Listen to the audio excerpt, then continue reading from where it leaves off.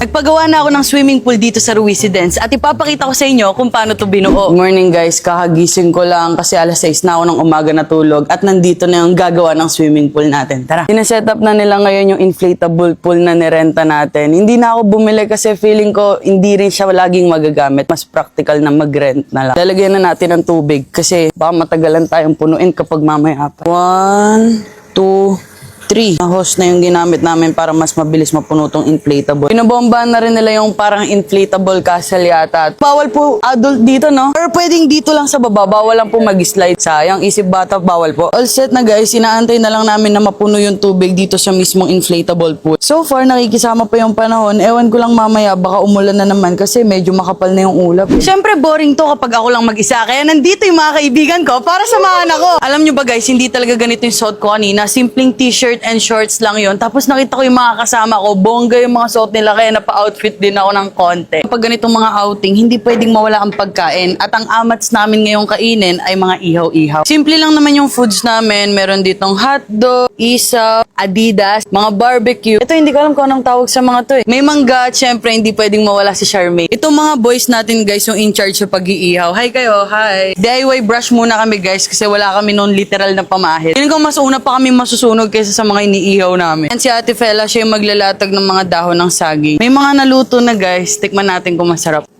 Ang tigas. Ang tigas. Ang hirap.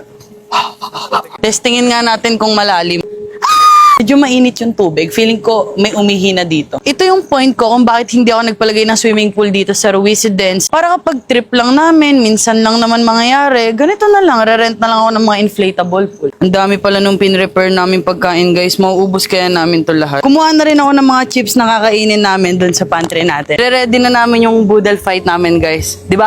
4 lang kami pero may boodle fight pang nalalaman. Sakto to, after namin kumain, hindi na mainit, makakapag-swimming na kami. Grabe, ang sarap tingnan. Nakakatakam. Kain na tayo guys.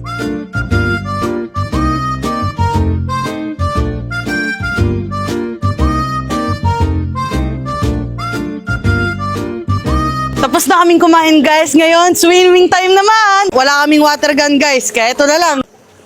1, 2, 5, 10, 12, 13.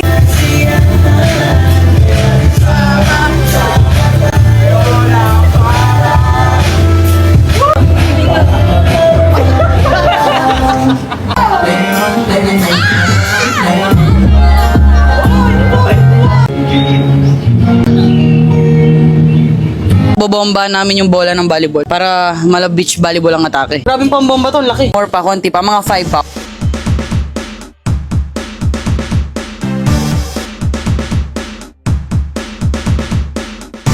May iba't iba kaming klase ng cards dito guys. Pipili na lang kami kung ano yung matripan naming laruin para naman merong kwenta yung conversation namin habang nagsiswimming. Meron na kami nabunot na kanya-kanya naming cards na sasagutin namin. Ano ang chismis na kumalat about sa'yo na hindi totoo? Yung sabi nila, bakla ako, tapos transgender. Hindi siya totoo, guys. Ano ang pet peeve mo? Mga taong hindi alam yung limit nila. Ghost or nang ghost ka na ba? Both. Kapag walang emotional intelligence yung tao, syempre go-ghost mo na. Kung may paparetoke ka sa katawan mo, yung double chin ko. Pero hindi pala double chin ko yung problema ko kasi sabi nung doktor nung nagpa-check ako, wala daw akong baba. Natatakot ako sa magiging side effect niya katagalan kaya di na lang siguro. Di na namin namalayan yung oras guys, gabi na pala. Pero hindi pa kami aahon dahil susulitin pa namin mag-swimming.